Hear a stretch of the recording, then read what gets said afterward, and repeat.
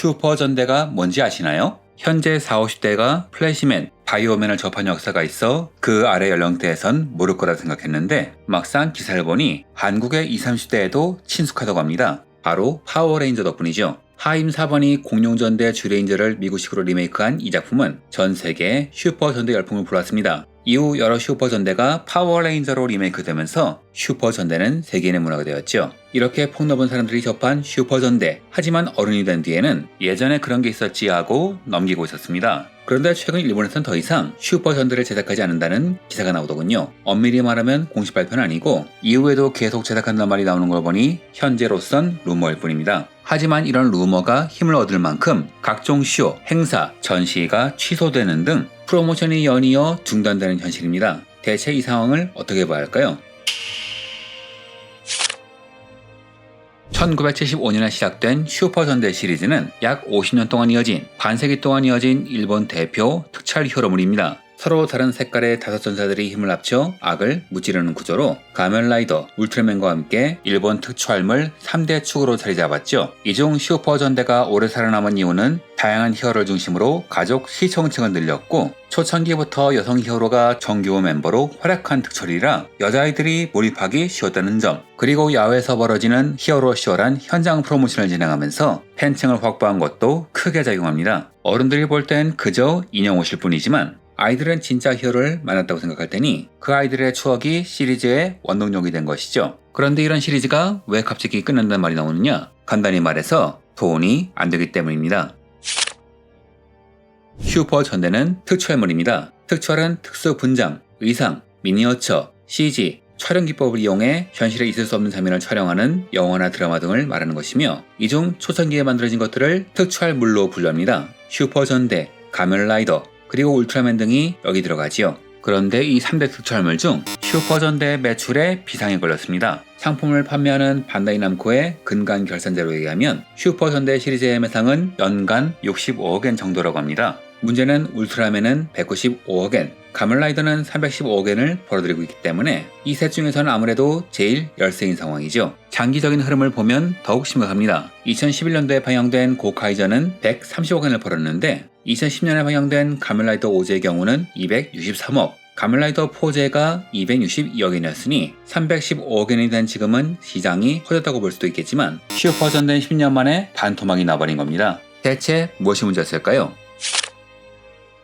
슈퍼전대의 침체는 2011년도부터 시작되었습니다. 하지만 2017년 작품인 우주전대 큐레인더까지는 계속 100억대를 유지했죠. 아니, 정확히 말하면 100억대로 내려앉은 상황에서 이후 언급할 모종의 사건으로 인해서 크게 폭락한 겁니다. 그럼 왜 이런 일이 벌어졌을까요? 첫 번째, 아이들의 성향입니다. 혹자는 저출산이 원인이라고 말하지만 가면라이더와 울트라맨의 매출은 상대적으로 안정적이니 아이들이 줄어든 것이 직접적인 원인은 아니겠지요. 정작 중요한 원인은 성별 차이입니다. 우리가 볼 땐 똑같은 원걸지도 모르겠지만 사실 남자아이와 여자아이의 소비 패턴은 확연히 다릅니다. 남자아이들은 왕구를 갖고 놀 때 주로 혼자 놀죠.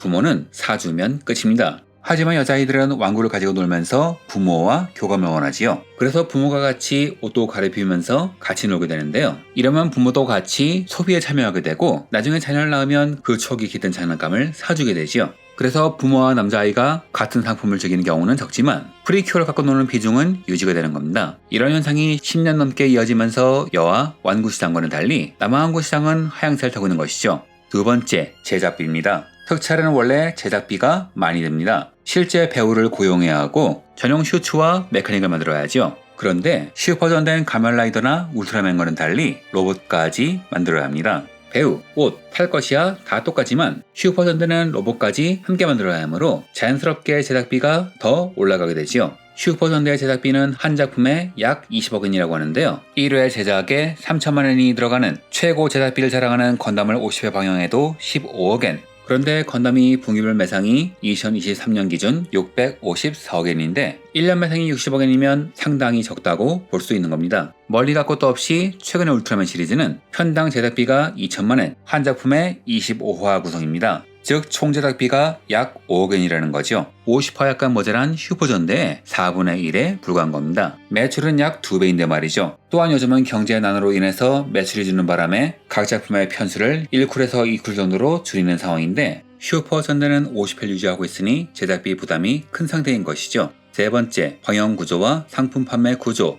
가면라이더는 변신 벨트를 주력 상품으로 내세웠습니다. 가격은 7,000원에서 10,000원 선으로 아이들이 용돈을 못 살 수 있으며 부모에게도 큰 부담이 안 되는 금액이죠. 반면 슈퍼전대는 대형 로봇 완구에 의존했습니다. 보통 4만원대에서 15만원 정도 하는데 이게 합체라도 한다면 그 부담은 더욱더 커지겠죠. 요즘은 가면라이더도 수가 많지 않느냐 생각하실 텐데 보통 가면라이더는 다니엘 중심 주인공입니다. 시청자들은 한 명의 히어로에게 감정을 이입하고 그 캐릭터를 열렬히 좋아하게 되지요. 그래서 아이들은 자기가 좋아하는 라이더의 벨트를 사지 모든 라이더의 벨트를 사는 경우는 잘 없어요. 하지만 슈퍼전대는 5명의 주인공이 등장합니다. 캐릭터가 분산되어 있어 특정 인물에 대한 몰입도가 떨어지고 그렇기에 팬덤이 집중되기 어렵습니다. 그리고 제품의 특성상 하나를 사면 나머지도 사야 하는 구조죠. 왜냐하면 거의 반드시라고 해도 좋을 정도로 합체하기 때문입니다. 이런 가격 부담을 방영 시기가 부추깁니다. 울트라맨은 7월, 가면라이더는 9월, 그리고 슈퍼전대는 2월에 새 작품이 방영되는데요. 완구 판매 제품의 방영일이 3분기 잡히는 이유는 4분기 크리스마스 매출을 극대화하기 때문이죠. 그런데 슈퍼전대만 1분기에 방영한다? 이렇게 되면 크리스마스 매출이 약할 수밖에 없습니다. 작품을 끝까지 보는 찐팬만 남아있으니까요. 게다가 요즘 일본엔 소비시장이 무너졌단 말이 나올 정도로 서민들의 경제적 여력이 크게 줄었습니다. 그래서 부모는 아이에게서 관심이 멀어진 슈퍼전대보다 최근에 보고 열광하는 가면라이더, 울트라맨으로 소비를 유도하게 되는 거지요. 더 싼 걸 사게 만드는 겁니다. 그리고 방영 구조를 말하자면 일본에선 우주전대 큐레인저 시간대가 9시 반으로 밀린 시점에서 시청률이 폭락한 것이 원인이라고 말합니다. 물론 이는 나름 합리적인 분석이에요. 하지만 요즘 시대에는 OTT, SNS 시대니 TV 시청률이 잘 되던 요인이라고는 볼 수가 없겠죠. 즉 다른 방법도 있다는 겁니다. 하지만 유독 슈퍼전대는 SNS에 대한 통제가 유난히 강하다고 합니다. 왜냐하면 다른 특촬과는 달리 히어로쇼를 하는데 이 쇼 촬영본을 SNS에 올릴 수가 없어요. 바로 신고되어 비공개 처리된다고 합니다. 아이들이 가장 좋아하는 가장 큰 프로모션 행사를 SNS에 공개하지 못하니 화제를 확산시키는데 제약이 걸리는 것이죠. 네 번째, 수익성입니다. 슈퍼전대 시청률은 계속 내려가고 있습니다. 1970년대 평균 시청률이 약 16%였던 반면 2019년엔 2.6%로 급격히 추락했지요. 문제는 특촬을 방영하는 토이의 경우 애니메이션 매출이 한 해 450억 엔입니다. 이런 상황에서 제작비는 많이 들고 반응이 적은 슈퍼전대보다는 그냥 애니메이션을 만드는 것 아니면 가면라이더, 울트라맨의 힘을 쏟는 것이 더 나은 것이죠. 또한 매출이 크게 폭락한 결정적인 이유가 있습니다. 슈퍼전대는 해외에서 파워레인저라는 이름으로 리메이크되어 팔렸습니다. 그리고 이는 전 세계에서 엄청난 히트를 하지요. 그러자 2018년 미국의 해저브로가 이 파워레인저의 모든 권리를 토에이로부터 완전히 취득함과 동시에 반다이가 갖고 있던 상품화 권리까지 모두 매입해버립니다. 이로 인해 반다이와 토이가 갖고 있던 약 500억 엔 규모 정도의 해외 시장이 한순간에 사라져버렸죠. 물론 이는 파워레인저라는 각색 판권의 권리 비중을 생각한 전략일 겁니다. 2019년에 슈퍼전대 매출이 갑자기 폭락한 것은 바로 이것 때문입니다. 스폰서인 반다이 입장에서는 수익의 큰 축이 사라졌으니 투자할 이유가 줄어든 것이고 이러면 토에이가 부담해야 하는 제작비 압박이 더 심해질 수밖에 없겠죠. 그런데 가면라이더와 울트라맨보다 돈이 안 된다? 역사가 있으니 차마 제작 중지는 할 수 없겠지만 히어로쇼 등의 프로모션을 줄일 수밖에 없는 겁니다.